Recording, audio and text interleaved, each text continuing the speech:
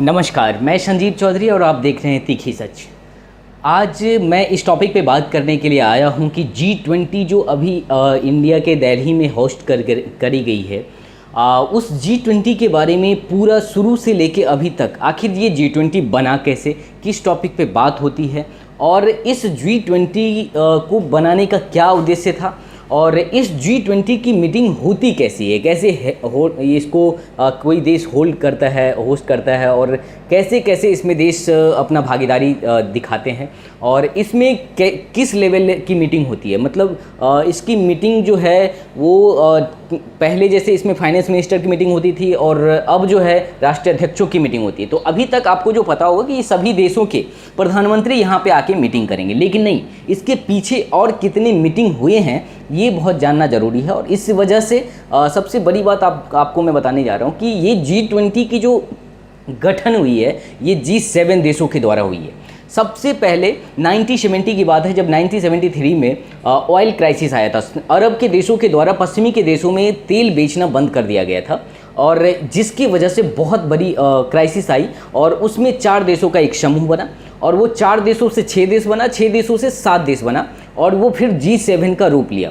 और वो G7 जब एक प्लेटफॉर्म पे आया सभी अपने क्राइसिसों को रखने के लिए, सभी अपनी अपनी देशों की समस्या को रखने के लिए और उस पर एक सामूहिक बैठक करने के लिए, तो वो G7 बना। और वो G7 जब देखा गया कि इसका बहुत ही ज़्यादा फ्रूटफुल हो रहा है, तब जाके उस G7 देशों ने ये डिसाइड किया कि हम जो ग्लोबली अटैच्ड हैं, तो बहुत सारे देशों का कुछ ना कुछ हम पे प्रभाव पड़ता है अगर कहीं पे क्राइसिस आती है तो इस वजह से देखा गया कि जितने भी अटैच्ड हैं एक दूसरे से देश और जो कि बड़ी जीडीपी होल्ड कर रहे हैं या मतलब बहुत ही कल्चरली बहुत ज़्यादा बड़े देश हैं, तो इस सभी देशों का एक समूह बनाया जाए, क्योंकि वहाँ पे अगर कोई सा भी क्राइसिस आती है तो उसको हम सब मिलके उससे निपटने के लिए तैयार रहेंगे और उसके लिए हम बैठ के सामूहिक मीटिंग करेंगे और उस पर फिर एक डिसीजन लेंगे जिस पे सबका मत एक होगा।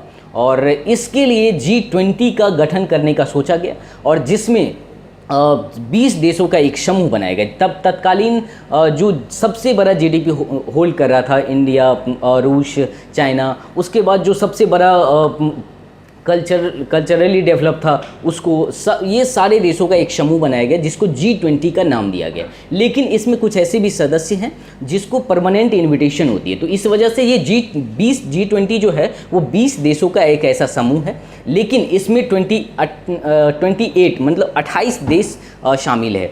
तो ये जो है जिस कंट्री होस्ट करता है, जो भी इस बार जैसे इंडिया होस्ट कर रहा है, तो इंडिया के पास ये फ्रीडम होता है, ये इनवाइट कर सकता है अलग अलग देशों को जो इस G20 देश में शामिल नहीं है। तो अब इसका ये रेगुलेट करने के लिए एक ट्रॉय का सिस्टम बनाया गया जिसके तहत ये डिसाइड किया जाता है कि इस बार कौन सा देश इसको होस्ट कर रहा है। तो G20 को इस बार इंडिया होस्ट कर रहा है और इसका थीम बनाया गया है वसुधैव कुटुंबकम, वन अर्थ वन फैमिली।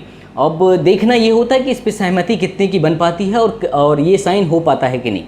तो अभी जो G20 का समूह है, अब इस G20 का समूह जब G7 था तो उस टाइम में सभी देशों के जो फाइनेंस मिनिस्टर थे उनके द्वारा मीटिंग की गई थी और फिर से उसके बाद धीरे धीरे ये डिसाइड किया गया कि राष्ट्राध्यक्षों की मीटिंग होनी चाहिए। और इस G20 में जो है वो जो फाइनल समिट होता है उसमें सभी देशों के राष्ट्राध्यक्षों की मीटिंग होती है, लेकिन अभी भी अलग अलग मिनिस्टर की मीटिंग होती है इस G20 फाइनल समिट से पहले। अभी जैसे आप सुनते होंगे कि आज गुजरात में G20 का समिट हुआ है, वाराणसी में हुआ है, गोवा में हुआ है, इंदौर में हुआ है, यहाँ कश्मीर में हुआ है। तो इस तरह से आप जो समिट होते थे इसमें फाइनेंस मिनिस्टरों की समिट होती थी। अब जैसे फाइनेंस की समिट होनी है तो वो गोवा में हुआ, जैसे कि वहाँ पे कल्चर मिनिस्टर की समिट होनी है वाराणसी में हुआ, उड्डयन मिनिस्टर की समिट होनी है तो वो कश्मीर में हुआ। तो ये अलग अलग जगह पे सभी मिनिस्टरों की समिट हुई, तो सभी मिनिस्टर एक जगह बैठते हैं, इस पर सामूहिक चर्चा करते हैं। और उसके बाद अभी 3 से 6 सितंबर के बीच सभी देशों के राष्ट्राध्यक्षों का जो प्रतिनिधित्व था वो यहाँ पे एक समिट किए हैं 3 से 6 सितंबर के बीच। और आज 9 सितंबर के दिन सभी देशों के राष्ट्राध्यक्ष एक मंच पे बैठेंगे और फिर ये फाइनल समिट होगी। और इसी फाइनल समिट के बाद एक साइन होता है, जो भी सबकी सहमति बन पाती है उस डॉक्यूमेंट पे साइन होता है, और इस डॉक्यूमेंट पे साइन होने के बाद उस पे सभी देश मिलकर काम करते हैं। लेकिन सबसे इम्पोर्टेंट ये है कि इस पे साइन हो सकता है और होना कितना आसान है या नहीं। यहाँ तक कि मैं बता दूँ कि सस्टेनेबल एनर्जी या मतलब पॉल्यूशन पे भी अमेरिका ने पिछले जो समिट हुई थी उसमें साइन करने से मना कर दिया डोनाल्ड ट्रंप ने। फिर कैसे अलग समिट के बाद उसको साइन किया गया, लेकिन इतना इस पे सहमति बनाना आसान नहीं होता है। अभी जैसे कि आपने देखा कि कश्मीर में जो G20 समिट हुआ उसमें चाइना और अरेबिया ने बाइकआउट कर दिया। उसी तरीक़ा से अभी भी चाइना नहीं आ रहे हैं और रूस नहीं आ रहे। रूस चूँकि इसलिए नहीं आ रहे हैं क्योंकि उन पे अरेस्ट वारंट जारी है और इस वजह से रूस इसमें हिस्सा नहीं ले पा रहे, लेकिन चाइना आप एक अपनी अलग ही वजह बता के इसमें से साइड हो रहा है। तो इस तरीक़ा से इस पे भी सहमति बनाना बहुत ही ज़्यादा मुश्किल है। अब देखना ये है कि भारत में जो ये G20 आज समिट हो रहा है इससे कितना ज़्यादा, आखिर भारत का जो इतना बड़ा इन्वेस्टमेंट इसमें हुआ है और इससे सभी देशों का जो राष्ट्राध्यक्ष बैठेंगे और मीटिंग करेंगे तो उसमें सहमति कितनी बन पाती है। और सबसे बड़ी बात आपको मैं ये बता दूं कि आज रात में जो डिनर है वो लगभग 550 कार्यवाड़ियों के साथ की जानी है।